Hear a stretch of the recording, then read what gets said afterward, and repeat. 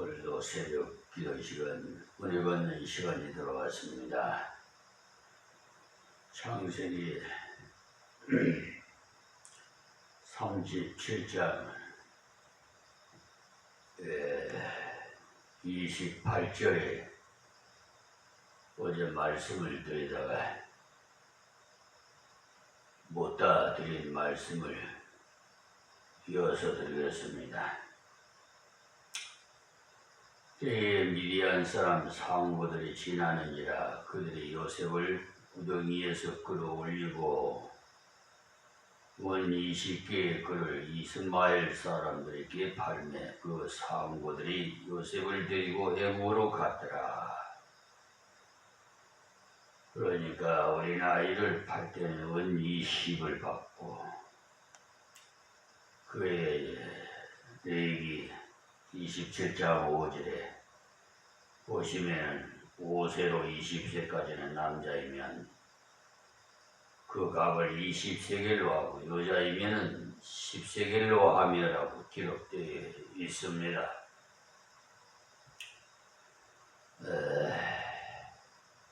예수님께서는 원 30냥에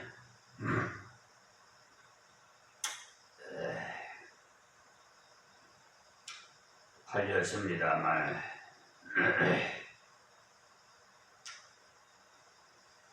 어쨌든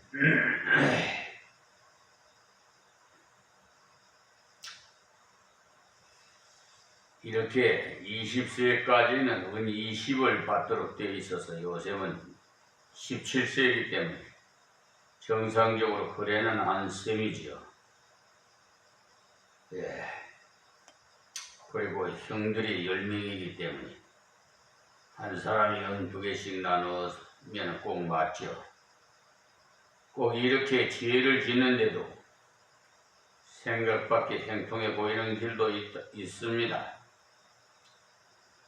이런 것을 보고 잘못 생각하면 하나님의 뜻인가? 흔히들 요즘 하나님의 백성들이 뭐가 좀 자기 생각대로 무슨 자연적인 무슨 현상이라든지 이런 걸 보면 하나님의 뜻인가 뭐 이렇게 생각들을 하는데 그것은 오산입니다. 자, 그러니 이 요셉은 외국으로 팔려갔다 이러면 거기가 못 찾아와요. 평생을 노예 생활을 해야 됩니다.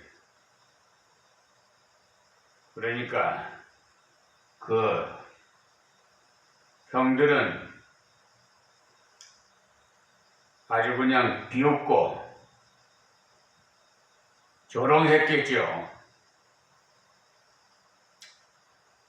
그리고 하나님의 뜻을 깨달았다면 즉시 순종해야 변질되지 않는다는 것도 여기 말씀하고 계시는데 29절부터 36절까지는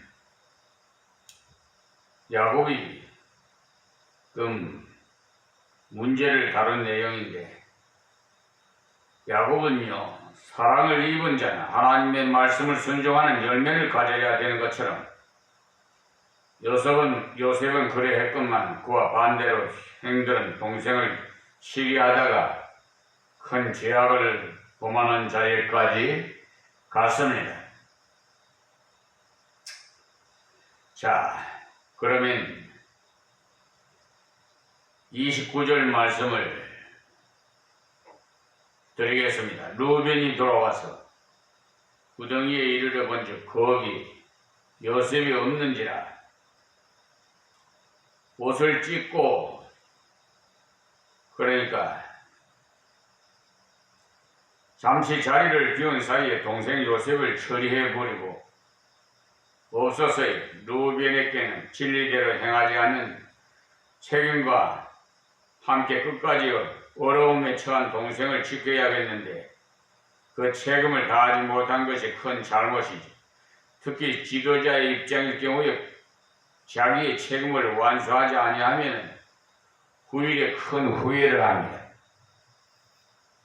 루벤이 돌아와 보니까 요셉이 없어졌으므로 옷을 찢었는데 이런 행동은 초상집에서 잘 볼 수 있는 모습이 유대인들이 아주 마음이 괴로웠을 때는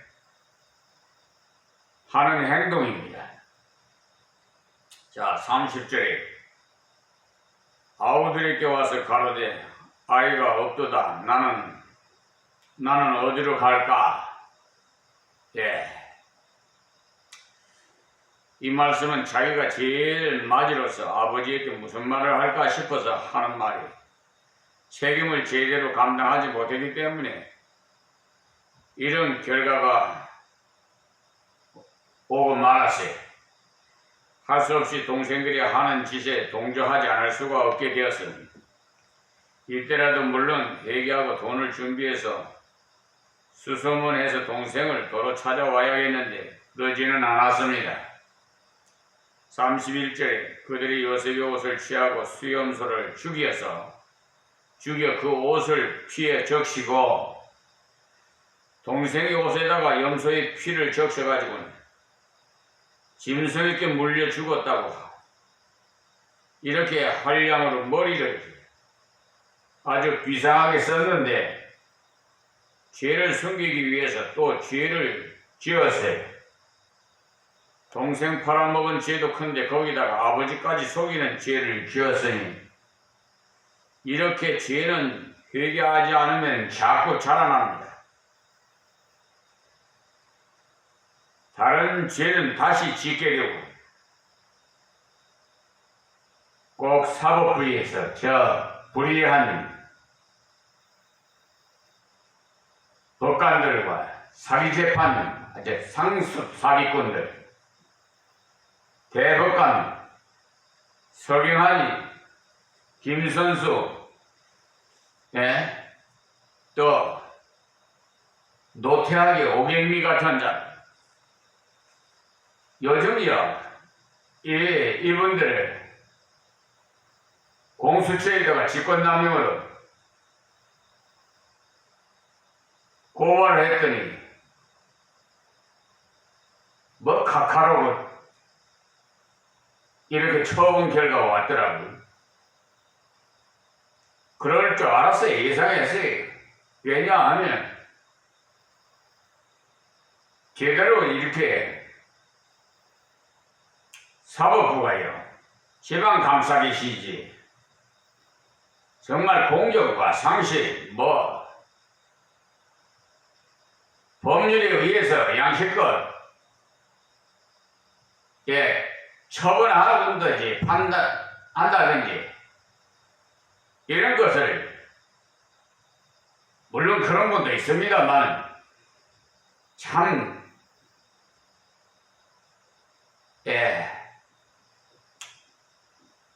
참담해서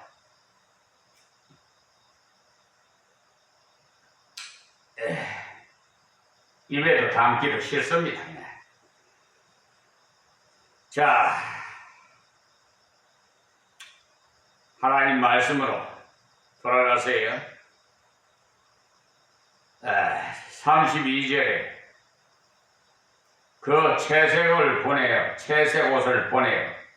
그 아비에게로 가져다가 이르기를 우리가 이것을 얻었으니 아버지의 아들이 오신가 아닌가 보소서 하매, 그러니까 자기들이 직접 가져가지 않고 사람을 시켜 보냈어요. 칠면피처럼 말이야. 그리고 동생 요셉이 오신가 보소서 하지 않고 아버지 아들이 오신가 보소서라고 했어요. 철저히 형제관계를 부정하는 표현이 33절 말씀에 아비가 그것을 알고 가로되 내 아들이 오시라. 악한 짐승이 그를 먹었도다. 요셉이 정령 찢겠도다 하고, 그러니까 야곱이 아주 쉽게 속아 넘어가더라는 것. 생각밖에 조금도 형들을 의심하지 않고 속아 넘어가더라는 거예요. 이때 야곱이 좀 더 살펴보았더라면 짐승이 찢은 것과 사람이 찢어 피적신 것과 구별을 어쩌면 할 텐데 말이에요. 그런 것은 전혀 생각지도 않고 감정에 북받쳐가지고 우는데 정신이 빠져서 판단력이 전혀 없었어요. 갑툭같이 속아 넘어갔다는 것. 잘 속이던 자기가 쉽게 속아요. 원래 남 속이면 자기도 속아 넘어갑니다. 그래서 남에게 눈물 나게 하면은 자기에게는 피눈물이 난다고 속된 말이 있잖아요. 지금 현재 사법부의 불의한 법관들은 자기 뿐만 아니라 그 가정과 자손들까지도 이에 대한 대가를 톡톡히 받을 것입니다.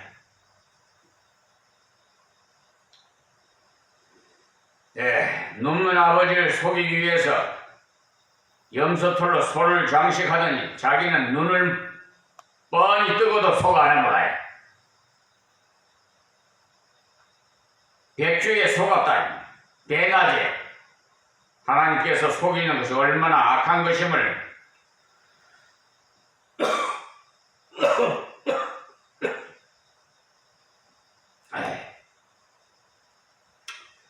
깨닫도록 그 기회를 주신 것입니다.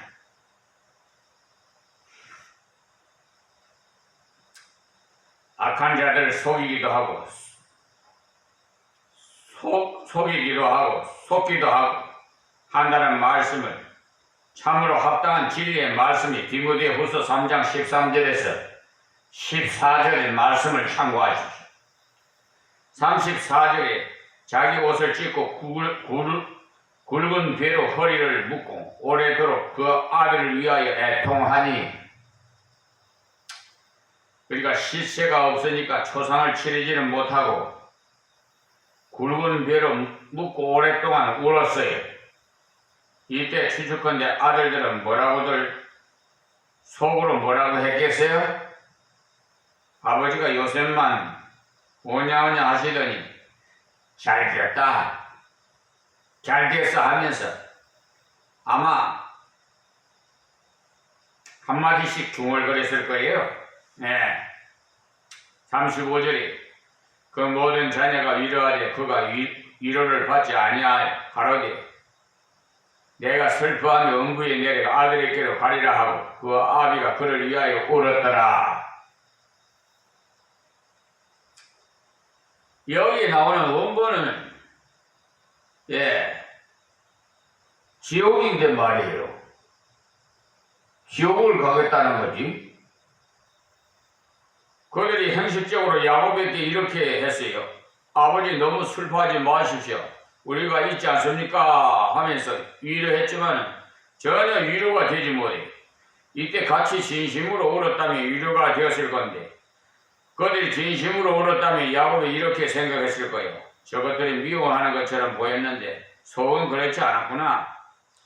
저렇게 슬퍼하는 것을 보니 피는 못 속이겠구나 하면서 정녕 위로가 되었을 거예요.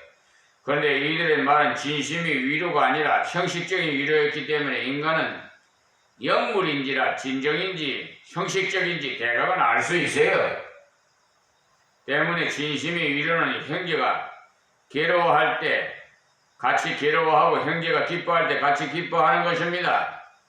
동고동락할 때 참다운 사랑의 표현이 있는 거지요. 이들은 형식적으로 위로를 한다고 했지만 다 듣기 싫다는 식이 되었다는 말이에요. 그 위로의 말이 귀에 들려오지 않더라는 것입니다. 자, 가로되 내가 슬퍼하며 음부에 내려 아들에게로 가리라 하고, 여기서 말할 음부 지옥이 아닙니다. 구약의 음부라고 할 때는 두 가지 의미로 쓰여 있어요. 지옥을 말할 때 있고 무덤을 말할 때도 있는데 야곱이 음부로 내려가겠다는 말도 나도 죽어야 되겠다는 말이죠. 나를 두고 네가 먼저 가느냐 나도 따라갈란다는 이런 모습이 그 아비가 그를 위하여 울었더라. 이 울음은 어떤 울음입니까?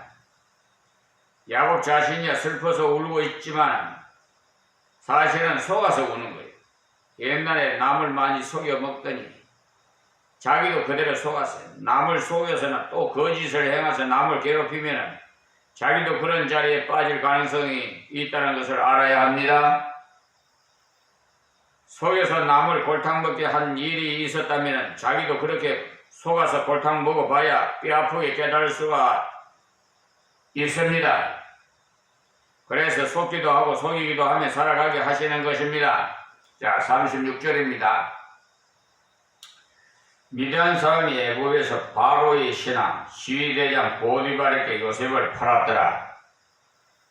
그러니까 팔려갈 때 보통 가정집에 팔려갔으면 그 집에서 일만 해주고 끝났을 텐데 하나님의 섭리로 시위대장의 집에 팔려갔어요. 이 시위대장은 왕궁을 지키는 부대의 장입니다. 그러니까 그때 당시 수도를 지키는 부대의 그 대장이라 이 말이에요. 치안과 왕궁을 담당하는 내무부 장관쯤 되는 보디발의 집에 팔려갔어요. 이 집으로 들어갔기 때문에 나중에 애국의 총리가 되는 길이 열리게 됩니다. 그러니 우연히 된 것이 아니라 하나님의 섭리적인 인도가 인간의 그 배반과 관악함을 통해서도 무너지지 않더라는 거예요. 사람이 악을 행하고 여러 가지로 하나님의 뜻을 방해해도 하나님의 섭리는 변경되지 않습니다. 시편 76편 10절에 보시면 진실로 사람이 노는 장차 주를 찬송하게 될 것이요 그 남은 노는 주께서 금하시리이다 하신 그대로 말씀이 이루어진 거죠. 성도를 사람이 대적해서 없애려고 성을 내고 벼르는데 그 노가 변해서 찬송이 되게 하신다는 거예요. 요셉을 팔아버림으로 그 꿈을 짓밟아 버리고자 했을 때 오히려 그 길이 국무총리가 되는 지름길이 되었다는 거예요. 그러니 궁극적으로 요셉에게 이 고난을 찬송거리가 될 수밖에 없지요. 그 때문에 우리가 하나님 안에만 있으면 어떤 노와 어떤 간악한 사람 사이에 끼어 있거나 짓눌려도 장차 찬송하게 됩니다. 하나님이 그들의 노를 금하여서 그들의 바람대로 되지 못하도록 꽉 막으신다는 사실, 하나님만 의지하는 신실한 자를 영영 돌아오지 못할 자리로 가는 길로 가지 못하도록 철저히 간섭이 있으시다는 것, 이 사실을 알 때 어떠한 처지에서라도 하나님을 원망할 것이 아니라 하나님의 손길이 어떻게 움직이시는지 현재의 상황 속에서 발견해야 합니다. 요셉이 귀한 점이 그런 점이에요. 극한 어려움 중에서도 무엇을 생각하느냐 하면 꿈을 기억해 하나님이 주신 계시를 생각했다 이 말입니다. 과연 하나님은 어떻게 인도하실까? 그래서 포기하지 않고 낭망하지도 않고 보디발의 집에 종으로 가서도 일을 잘해 주었습니다. 그랬더니 보디발의 눈에 인정받게 됐어요. 때문에 하나님께서 우리에게 주신 현재의 환경에 대해서 불평과 원망할 것이 아니라 어떠한 환경에서라도 주님을 찬송케 할 수 있는 형통의 길로 가게 하시는 전능하신 하나님을 굳게 믿을 뿐만 아니라 사랑의 하나님이심을 잊지 말아야 합니다. 그분이 주시는 길을 반드시 은혜의 길로 인도하시는 길이기 때문에, 그러므로 이 말씀을 통해서 기억해야 하는 것은 죄는 반드시 결과를 거둔다는 사실 아세요? 우리가 죄를 지었기 때문에 예수님이 죽으셨어요. 죄의 삭은 사망이기 때문에. 그래서 예수님께서 우리의 죄값을 치르시고 우리는 자유를 얻은 것입니다. 죄는 불안과 공포를 가져다줘요. 그래서 요셉이 형들을 앞으로 계속 불안합니다. 유다가 요셉 팔아먹는데 주동자가 되었는데 형제들과 함께 살지 못하고 아둘람으로 내려가 버린 요셉을 팔아먹고 자기들끼리 편안하게 했느냐? 그렇지가 않았어요. 의견 충돌이 막 생길 때마다 아마도 아버지한테 일러준다는 말들이 오고 갔을 거예요. 그래서 함께 살지 못하고 아둘람에 내려갔는데 그 가정의 범죄가 38장에서 쭉 나옵니다. 그들이 왜 왔느냐? 죄를 해기 않으니까 살지 못하고 그런 고통에 시달리게 되었다는 거예요. 때문에 죄를 회개하기까지는 평강이 없습니다.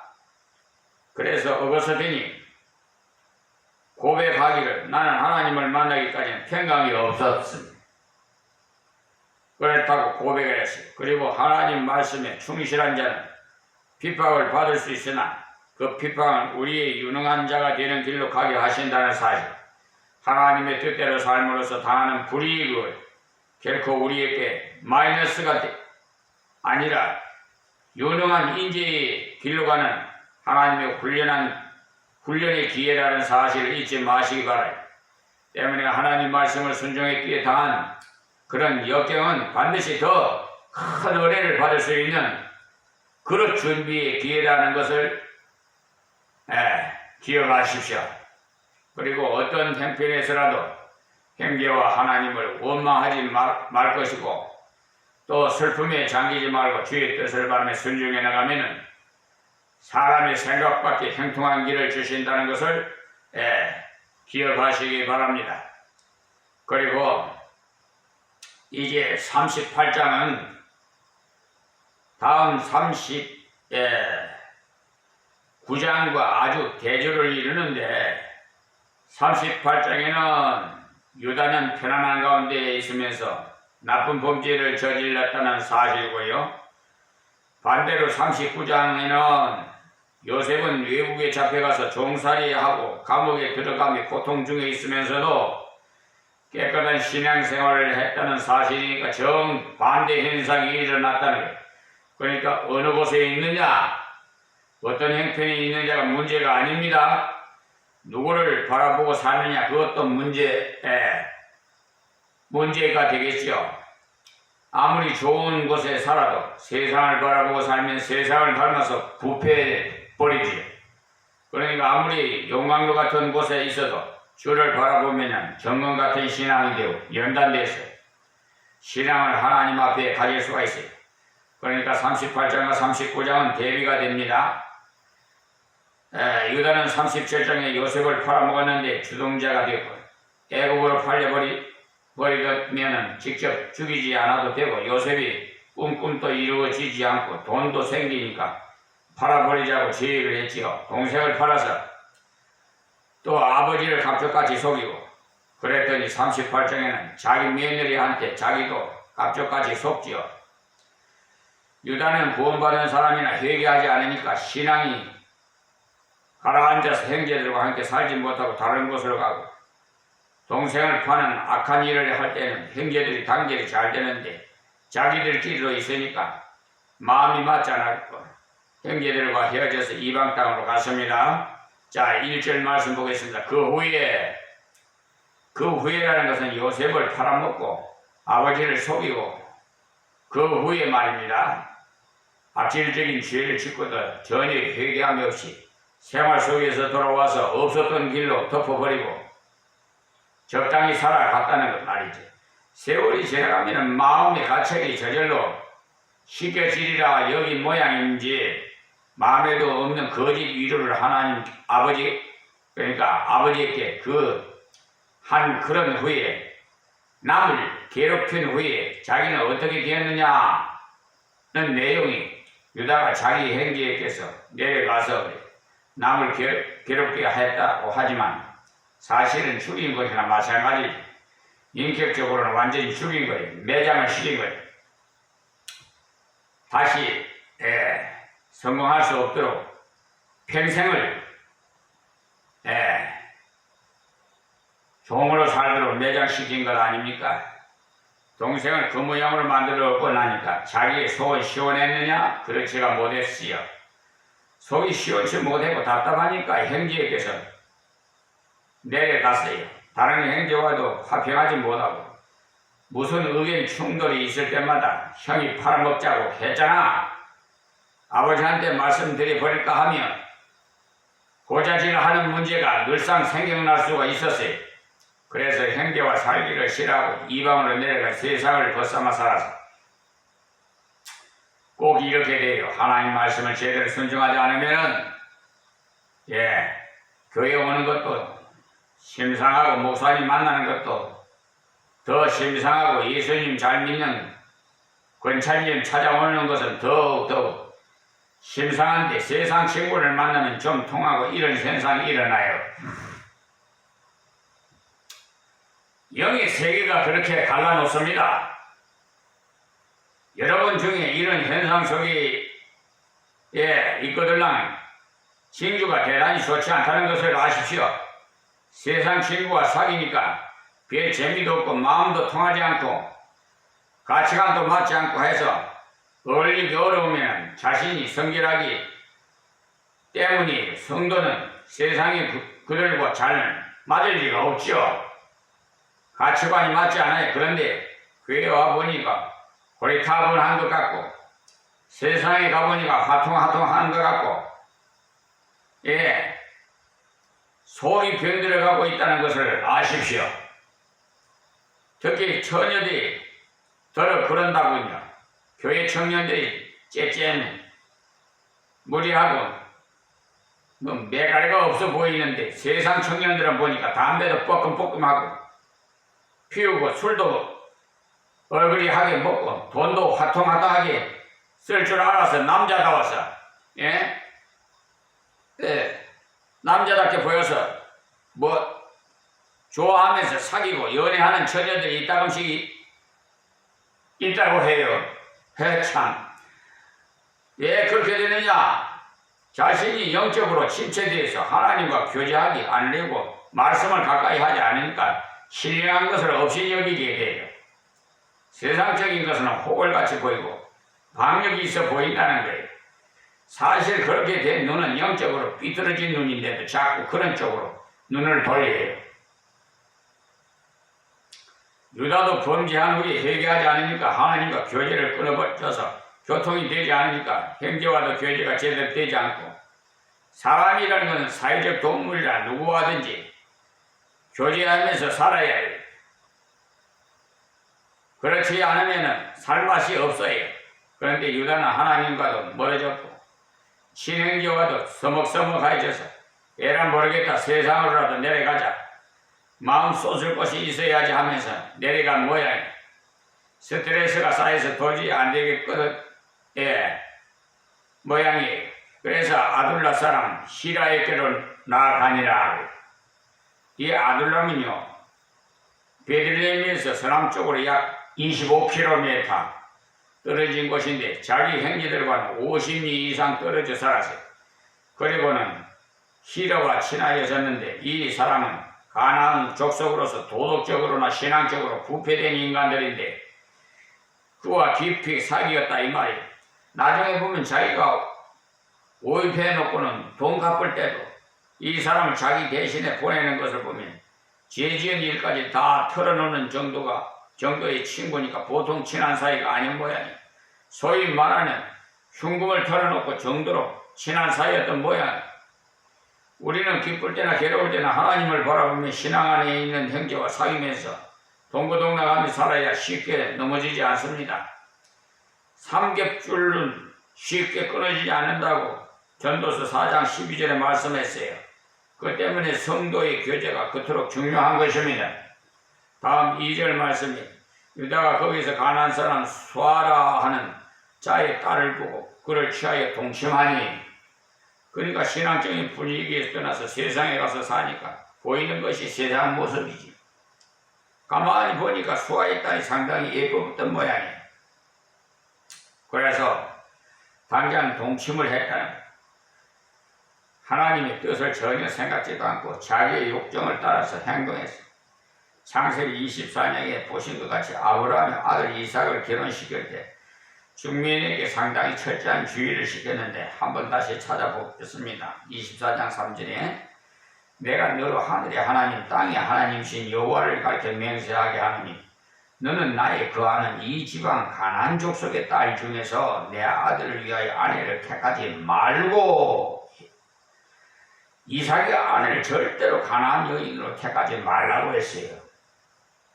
가나안 사람들은요 신앙적으로 아주 타락해가지고 자녀를 불태워 신에게 바치는 그런 간악한 신앙을 가졌고 또 그들이 섬기는 신들이 대부분 성의 신들이에요.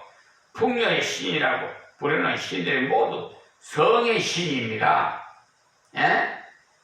그래서 신전에서 섬기는 여자들이 거의 창녀들입니다. 창녀들.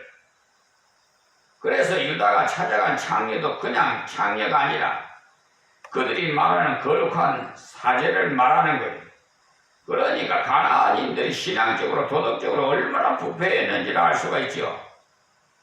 또 28장에서 이삭이 야곱을 결혼시키기 위해서도 주의를 주었는데 28장 1절에 보시면 이삭이 야곱을 불러 그에게 축복하고 또 부탁하여 가르쳐 너는 가나안 사람의 딸들 중에서 아내를 취하지 말고 일어나 바단 아람으로 가서 너희 외조부 부두엘 집에 이르러 거기서 너희 외삼촌 라반의 딸 중에서 아내를 취하라고 하셨어요.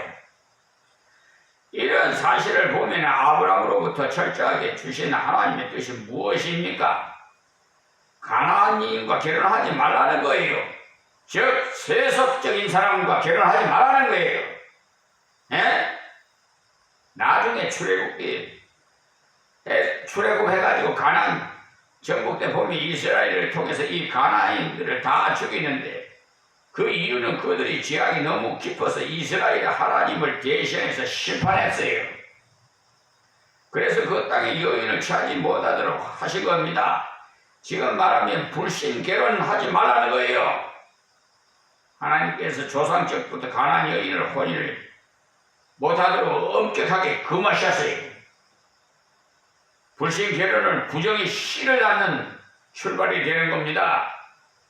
유다는 하나님의 약속의 은혜를 의지하는 마음이 적어지니까 결국은 세상 향락에 빠지게 됩니다. 하나님을 의지하는 말씀, 의지하는 이것이 약해지면 저절로 세상의 즐거움을 찾아가게 말이에요. 그래서 유다가 가나안 여인 수아의 딸 결혼한 것. 그런데 이게 얼마나 자식을 잘 낳는지 그야말로 풍요의 신의 딸 같아요. 자, 3절 말씀이에요. 그가 잉태에 아들을 낳으며 유다가 그 이름을 엘이라 하니라. 결혼하자마자 금방 아들을 청 낳으니까 지금이나 그때나 아들 낳으면 무척 좋아하죠. 그렇지만 그때는 더 좋아했어요. 시편 127편 3절에 보시면요. 태의 열매는 그의 상금이로다라고 했지요. 그러나 모든 태의 열매가 하나님의 상금이